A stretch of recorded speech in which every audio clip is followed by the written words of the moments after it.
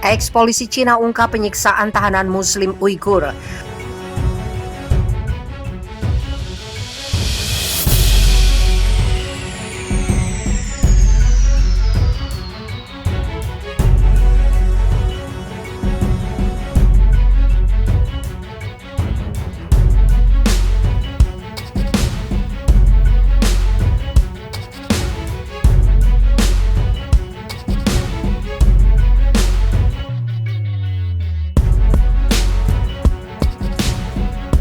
Seorang mantan detektif Cina yang meminta identitasnya dirahasiakan membeberkan penyiksaan yang dialami tahanan Muslim Uighur di Xinjiang.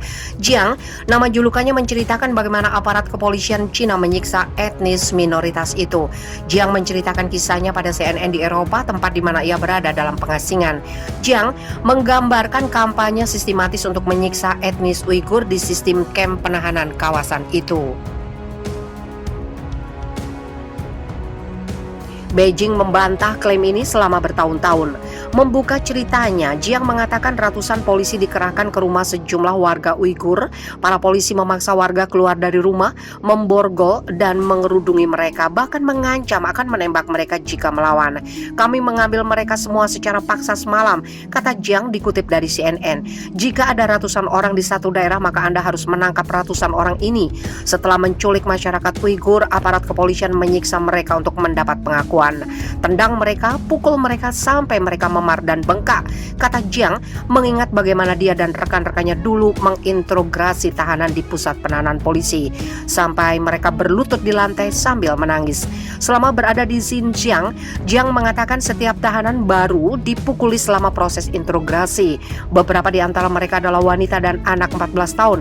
Setiap orang menggunakan metode yang berbeda. Beberapa bahkan menggunakan palang penghancur atau rantai besi dengan kunci. Polisi akan menginjak wajah tersangka dan menyuruhnya untuk mengaku. Jiang membeberkan. Tidak hanya itu, pelecehan seksual juga dilakukan sebagai salah satu taktik mendapat pengakuan. Jika Anda ingin orang mengaku, Anda menggunakan tokat listrik dengan dua ujung tajam di atasnya, tutur Jiang. Kami akan mengikat dua kabel listrik di ujungnya dan memasang kabel di alat kelamin mereka saat orang itu diikat.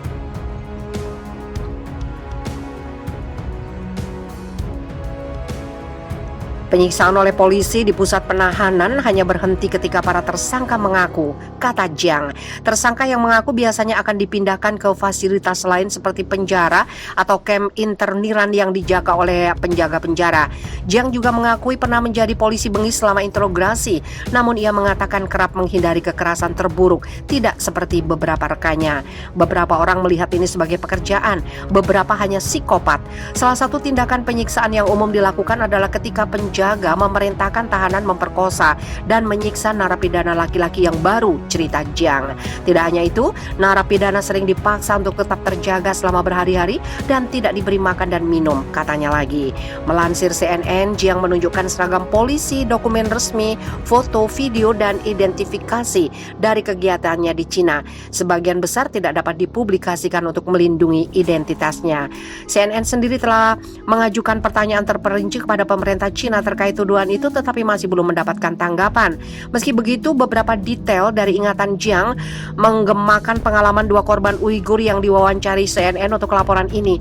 Xinjiang merupakan daerah otonomi di barat laut Cina yang menjadi rumah mayoritas kaum Muslim Uighur, etnis minoritas yang diduga menjadi target pelanggaran HAM sistematis negeri tirai bambu. Beberapa laporan organisasi pemerhati HAM internasional menuding Cina menahan setidaknya 1 juta etnis Uighur dalam penampungan layaknya kamp konsentrasi. Sementara itu, pemerintah Cina menganggap etnis Uighur sebagai ancaman terorisme dan separatis. Pemerintah Cina mengklaim terjadinya pergerakan Islam Turkistan Timur dalam merekrut kaum muslim minoritas Xinjiang Uighur. Kaum Uighur juga dinilai kembali ke negeri tirai bambu untuk berjihad setelah berlatih di Suriah dan Irak. Meski begitu, banyak pengamat yang mempertanyakan apakah etim benar-benar ada seperti yang dikatakan Cina atau tidak.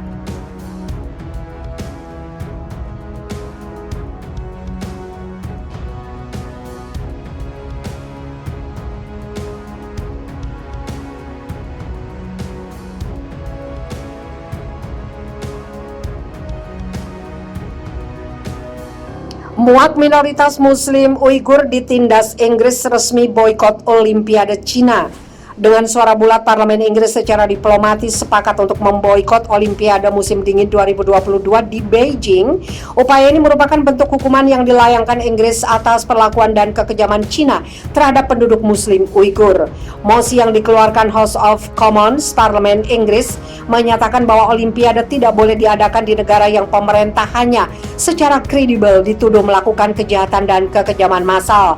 Pemerintah Inggris termasuk keluarga kerajaan secara resmi menolak undangan untuk menghadiri Olimpiade kecuali Beijing mengakhiri penganiayaannya terhadap minoritas Muslim di barat laut Xinjiang. Tim Lockton, anggota Parlemen Inggris dari Partai Konservatif, adalah orang yang memperkenalkan mosi tersebut. Dia mengatakan bahwa Cina sudah banyak membuat janji tentang peningkatan hak asasi manusia, namun tidak pernah direalisasikan. Penganugerahan Olimpiade 2008 ke Beijing didampingi oleh Komite Olimpiade Internasional yang menjanjikan bahwa Olimpiade akan bertindak sebagai katalis untuk reformasi hak asasi manusia di Cina, katanya. Ya, genosida yang diakui secara luas di Xinjiang kemudian, ribuan orang Tibet ditangkap dan dipenjarakan, dipindahkan, disiksa dan dibunuh kemudian. Pemusnahan kebebasan berbicara, kebebasan pers dan kebebasan politik di Hong Kong, dan penghancuran deklarasi bersama Tiongkok Inggris, dan pemberlakuan hukum keamanan nasional nanti. Tambah lockdown. Cina secara luas diyakini telah menahan lebih dari 1 juta warga Uighur dan minoritas Muslim lainnya di kamp-kamp Xinjiang, di mana mereka menjadi sasaran kerja paksa, sterilisasi, hingga pembunuhan.